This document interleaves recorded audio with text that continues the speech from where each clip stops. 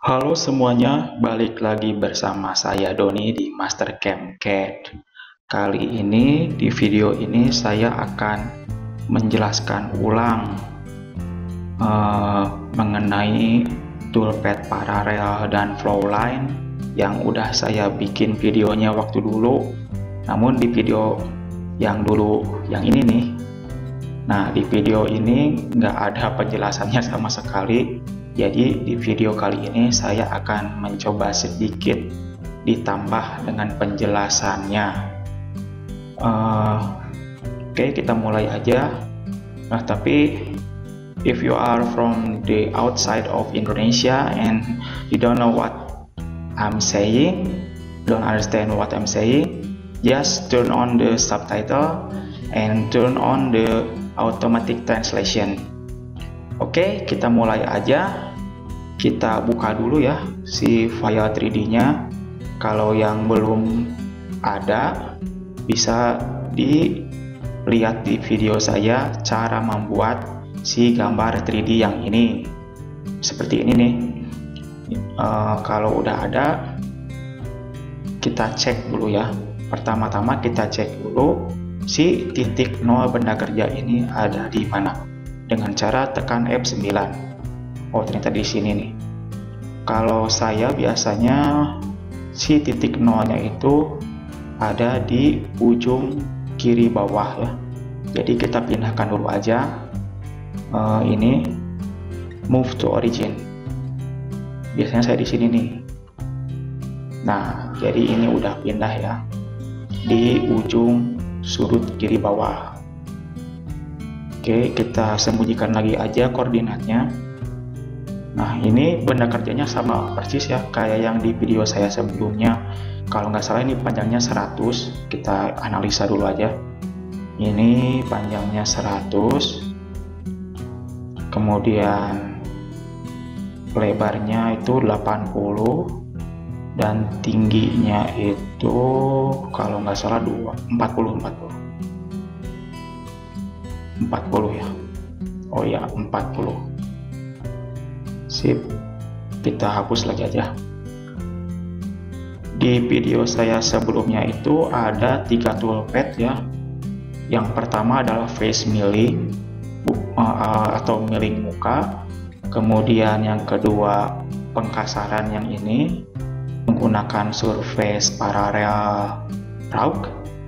Dan yang ketiga adalah surface finishing pakai yang flowline. Nah, kita mulai aja yang pertama dulu. Kita tentukan dulu mesinnya, mesin milling. Kemudian untuk toolpath yang pertama adalah toolpath face mill. Ini namanya bisa ditulis aja. Kemudian untuk chaining face millingnya itu ada di yang atas. Oh iya, ini jangan lupa nih, si construction plane-nya jangan di right ya.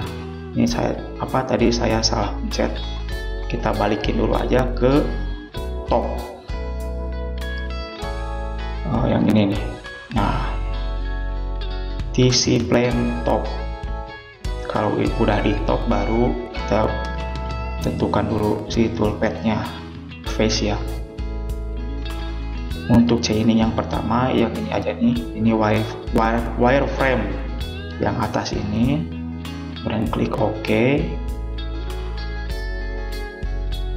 Ininya facingnya. Kemudian untuk tool kita bikin toolnya yang baru, face milling, diameternya 40. Kita samain aja sama yang video saya sebelumnya ya. Diameternya 40, enter. Kemudian jangan lupa ini diklik calculation speed and width-nya biar otomatis. Cuman kalau nggak salah ini untuk bahan kerja, benda kerja aluminium ya.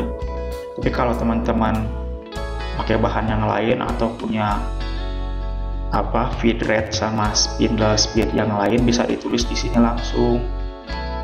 Kalau ini nih otomatis, kalau nggak salah ini buat yang aluminium. Misalnya kalau mau ditulis manual bisa di sini tulis aja misalnya 500 ya. Untuk spindle speednya misalnya 1000, bisa ditulis manual di sini. Udah, toolnya udah. Untuk holdernya kita mungkin pakai holder sementara lah, kita pilih aja yang default ya, misalnya ini. Oke, lanjut ke cut parameter. Untuk stylenya yang zigzag, jadi sekali jalan nggak usah naik turun, kurang lebih seperti ini. Untuk nilai-nilai yang di sebelah sininya kita pakai bawaan di sana aja atau default ya. Untuk overlap dan exit distance-nya yang lain-lainnya kita pakai yang default aja, jadi ini nggak usah dirubah. Lalu lanjut ke linking parameter.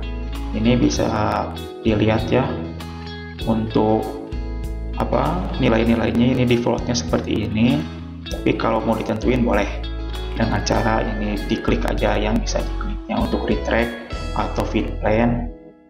Yang biasanya dirubah itu adalah top of stock atau benda kerja yang paling atas dan kedalaman pemotongan.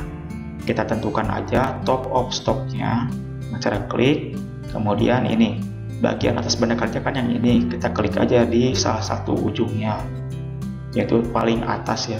Di sini nilainya sama karena kita tadi pas chaining pilih yang di paling atas ini. Untuk depth-nya juga sama atau kedalaman juga sama, kita klik yang sebelah sini karena kita akan membentuk benda kerja yang seperti ini. Di sini aja, ini pasti sama no. Kemudian oke.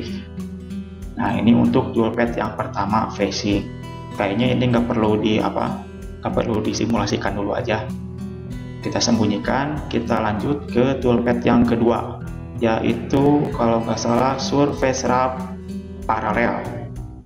Sip, kita klik yang paralel tadi, kemudian select boss atau cavity. Karena ini bentuknya cekungan ya, kita pilih yang cavity berarti. Kemudian oke. Select drive surface. Kita pilih drive surface atau area yang akan kita potong, yaitu sebelah sini aja. Nah, yang tengah-tengah ini aja, kuning. Yang sebelah sininya ini nggak perlu, nanti akan saya jelaskan selanjutnya. Kita pilih dulu ya yang ini. Kemudian akan muncul seperti ini. Di sini ada drive, ada checknya nggak usah ditentukan, containmentnya juga nggak usah.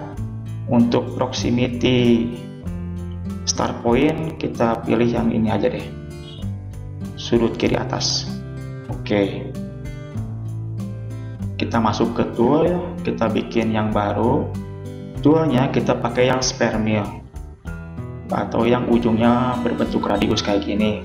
Nah, karena ujung radius sebelah sininya itu kalau nggak salah, ini pasti benar, bukan nggak salah lagi, pasti benar, ini itu radius 5 ya, radius 5 di sebelah sini. Maka dari itu kita bikin tool dengan diameter 10, karena diameter 10 itu radiusnya 5 ya, diameter 10. Jangan lupa klik kalkulasi kalau bendanya sama aluminium ya, klik dulu lalu oke.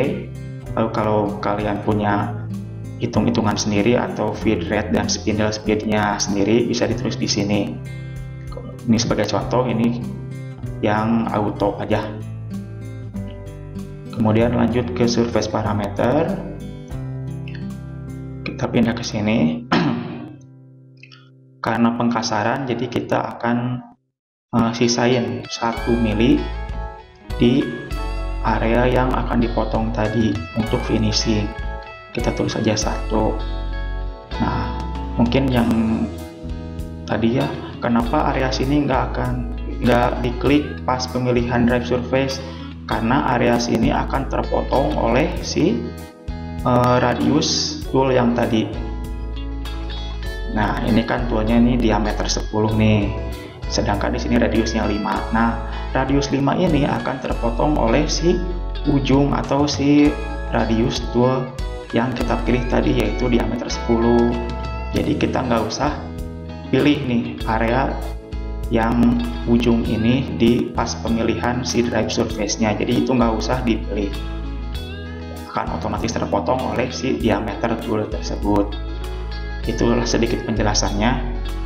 Ini tadi udah ya, kita sisain 1 mili, kemudian lanjut ke parameternya. Untuk step over, karena ini pengkasaran, jadi bisa step overnya bisa besar ya. Step over itu adalah jarak pemotongan. Karena kita pakai tool diameter 10, kita bisa lah masukin di sininya itu setengah dari diameternya atau radiusnya. Kita tulis aja 5. Kemudian untuk step down, step down juga bisa dengan nilai yang besar. Kalau nggak salah ini kedalamannya itu 25. Kita akan potong aja sebanyak 5 kali pemotongan. Jadi 25 dibagi 5 sama dengan 5. Kalau ini udah, tinggal klik OK aja. Nah, toolpadnya seperti ini. Jadi jarak antara pemotongannya 5 yang tadi, dan kedalaman pemotongannya per 5 mili 5 mili. Jadinya seperti ini. Kalau mau dicoba dulu boleh. Kita coba verifikasi benda kerjanya, kita tentukan dulu ya dengan stop corner aja. Ujung kiri bawah dan ujung kanan atas. Kemudian klik OK. Play. Nah, ini jarak antar pemotongannya 5 mili dan kedalamannya setiap 5 mili ya. Jadinya seperti ini. Ini untuk pengkasaran nggak apa-apa. Kemudian klik OK.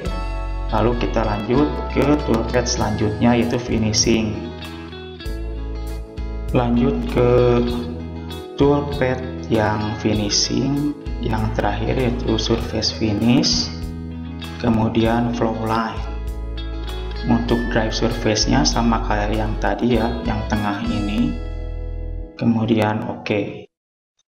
Ini muncul seperti ini. Untuk drive-nya OK, cek-nya nggak usah. Nah, kemudian kita cek dulu flow line-nya. Nah, untuk flow line nanti akan muncul seperti ini. Ada beberapa pilihan ya. Untuk offset itu adalah penentuan di mana si tool akan memotong benda kerjanya. Di luar permukaan ini atau di dalam permukaan ini. Nah, seperti ini nih, ini di dalam nih. Karena kita akan memotong yang bagian ini, berarti otomatis yang di luar. Kemudian untuk cut direction itu adalah arah pemotongannya mau dari mana ke mana. Seperti ini nih, ini directionnya itu melengkungnya dari atas ke bawah seperti ini. Kalau kita klik, ini akan berubah. Nah, kalau ini arahnya adalah dari kiri ke kanan, seperti yang paralel tadi. Kita pilih aja yang melengkung ini nih, dari atas ke bawah, ke atas lagi, dan seterusnya. Untuk step direction,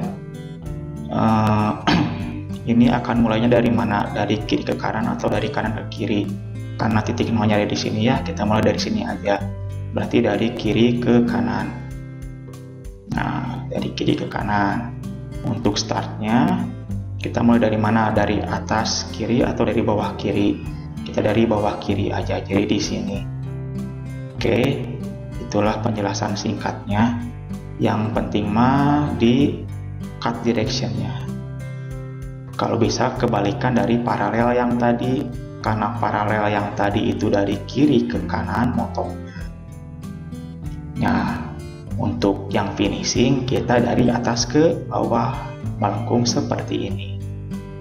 Kita klik OK aja. Oke. Lalu OK. Ini toolnya kita pakai yang tadi aja, yang spare mill 10. Kemudian untuk feed rate sama spindle speednya otomatis yang tadi. Atau kalau mau manual, tinggal ditulis aja di sini. Lanjut ke surface parameter, kita stok yang akan ditinggalkannya nggak ada ya, kita tulis saja 0. Kemudian yang ininya bisa default aja. Lanjut ke flow line parameter.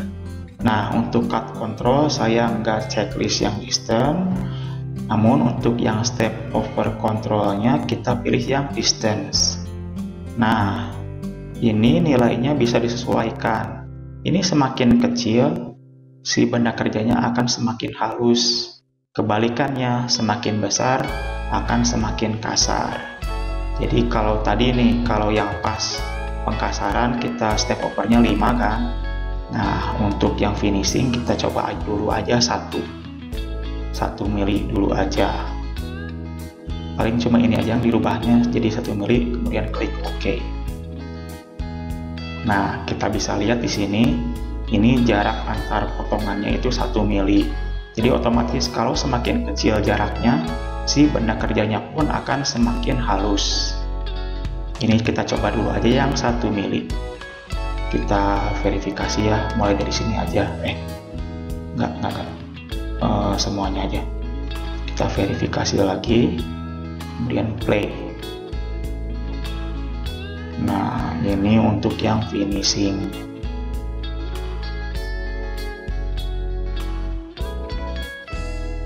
Oh, ini kualitasnya kurang dinaikkan. Jadi endol. Ini untuk kualitinya kita yang paling bagus. Play. Biar bisa kelihatan hasil ya, kurang lebihnya. Biar cepat kita percepat aja. 100%. Nah, ini untuk jarak pemotongan yang 1 mili. Ini masih kelihatan ya jarak dari kiri ke kanan, dari sini ke sini itu 1 mili. Jadi hasilnya seperti ini. Seperti yang saya katakan tadi, semakin kecil nilai distance-nya akan semakin halus. Nah, kita akan coba nih, kita coba edit yang finishing tadi. Kita edit jadi misalnya 0,4 lah. Kita klik OK. Lalu regen. Nah, ini jaraknya semakin kecil lagi. Dari kiri ke kanannya 0,4. Kita coba verifikasi lagi. Percepatannya. Nah, semakin sempit jaraknya, otomatis prosesnya pun akan semakin lama. Namun hasilnya akan semakin halus. Kurang lebih seperti itu. Kita tunggu dulu sampai 100% ini. Sip. Nah, ini dengan jarak step over 0,4. Nah, ini semakin halus nih.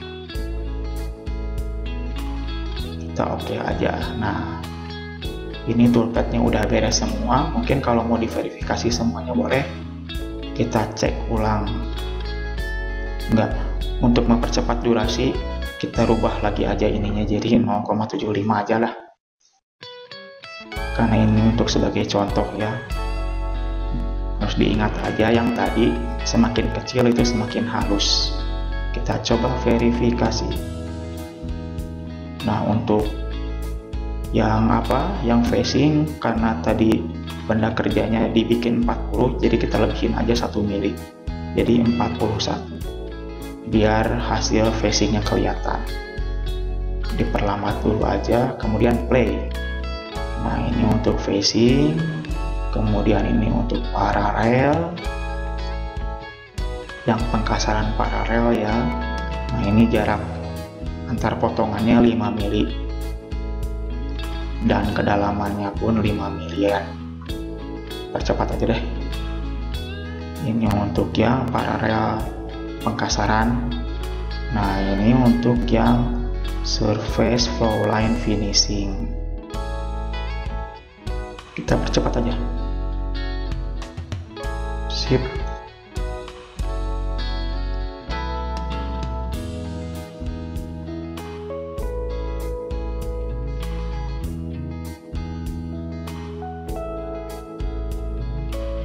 Kemarin juga ada yang komen kalau nggak salah ada error katanya di bagian flow line finishing. Nah, kalau ada error itu bisa aja kemungkinan dari si parameter flow line yang tadi, kayak yang arah flow line-nya dari atas ke bawah atau kiri ke kanan, atau yang offset tadi tuh, yang offset pemotongannya di luar atau di dalam. Nah, itu bisa diatur-atur aja. Kalau bisa sih disamain aja kayak yang saya. Tapi kalau misalnya ada benda kerja yang lain itu bisa disesuaikan dengan kebutuhannya masing-masing ya. Ini hanya sebagai contoh.